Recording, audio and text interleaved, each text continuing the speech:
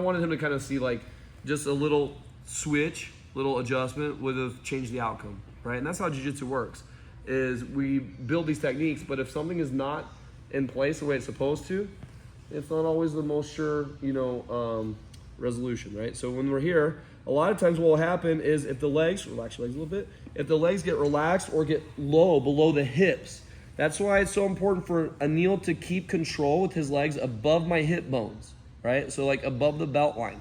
Perfect. Because now my hips will not leave the leg, okay? But what happened was the guy got loose and he rolled out just like this. And then Anil was here.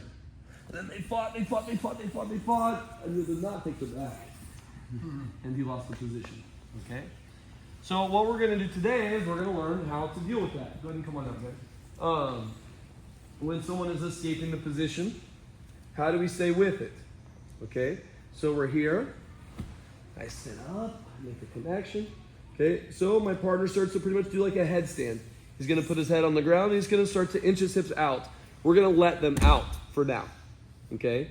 What I wanna do is I wanna be patient. If I, don't let me come up, Anil. So like push me away to fight me, okay? Let me come up, don't me come up, don't me come up, don't me come up. Sometimes it's difficult. We're kind of both into this little like battle of core strength. Come back. Instead, I want to be patient here. Anil cannot just lay here and win a jiu-jitsu match, right? If he just lays here and doesn't fight me, then I can come up, okay? Most of the time than not, he's going to be fighting to come up. So I'm going to keep pushing down with my wrist into his wrist on his belly. As Anil sits up, I'm going to chase him with my hips like this, getting my hips behind him, okay? One hook will make the other. So this hook comes around first, and I'm going to use that hook to either pull him over my hip line or just lift him up enough that I can slide this other leg behind him. Either is fine.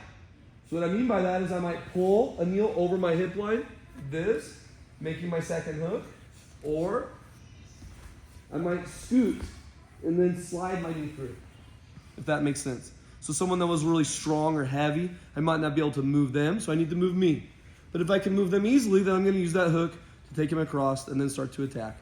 Now, I typically will not keep the key lock at this point. My left hand is going to go down and control the wrist, while my right hand looks to escape and collect the head. So now we're on the correct side to attack him for the choke. In order for all this to happen, I have to make a mistake. The mistake is not squeezing tight to his hips, letting my guard be loose and allowing him to escape his hip line. After that point, he pretty much dives out of it, okay? When that does happen, it's okay. We don't go, oh man, I let go of the key lock, I'm just gonna start over. No, we still have an avenue to win, right? And so that's what you guys have to realize is what do you have left now? I have the key lock pins the shoulder. That shoulder control allows me to maneuver, right? And so that's all you guys are doing is you're keeping the key lock in order to move around your opponent, right? So I pull him in, I trap, I establish the key lock. My partner starts doing a headstand and rolling his hips out, so I let him, okay? I'm gonna pin to his belly and then just wait. My partner tries to sit up, so when he does, look, I'm gonna just chase him very easily. One hook makes the other. So one hook, I'm either gonna pull him across my belly using my arms and my leg, okay? Or I can just slide my knee through and then use my knee to pinch and then make my hook. Now my left hand is gonna grab onto his wrist while my right hand slides, don't let me, while my right hand slides under his neck and head to go for the choke. All right, let's go. Bill goes to do the roll, but he doesn't fully escape his hips. What I'm gonna, come back and use moment. I'm gonna pull my knee, go ahead. I'm gonna pull my knees to my chest and I'm gonna roll with him. And then I'm gonna finish the Kimura on top, okay? But look, he did not escape his hips. That's the difference, okay? If I can stay connected, see how his hip line never escaped? It's not down here. You understand? Now I'm below his hip line. If this would have happened, he would have slipped out. That's the difference. Is Anil lifted himself up and tried to roll before his hips were escaped. So again, guys, if the hip line escapes, most of the time we're gonna let the person go and then go to the back. When the hip line does not escape, when we can hold them, then we're gonna try to roll with it. Does that make sense? Yeah. And tough, he just gets out, bam. Okay, so I walk in, I take his back. I cannot pull him across. Ugh. He's too heavy, he's too strong. Okay?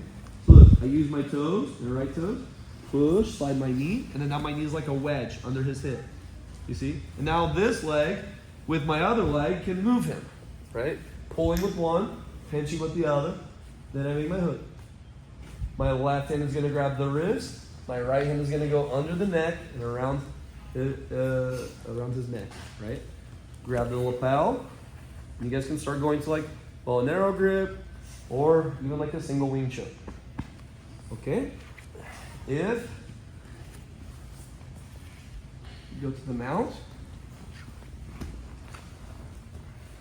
my partner rolls, I roll with him. A lot of times finishing the Kimura is hard from here because if Anil really tries, he can pin all of his weight into his shoulder, so I cannot lift him.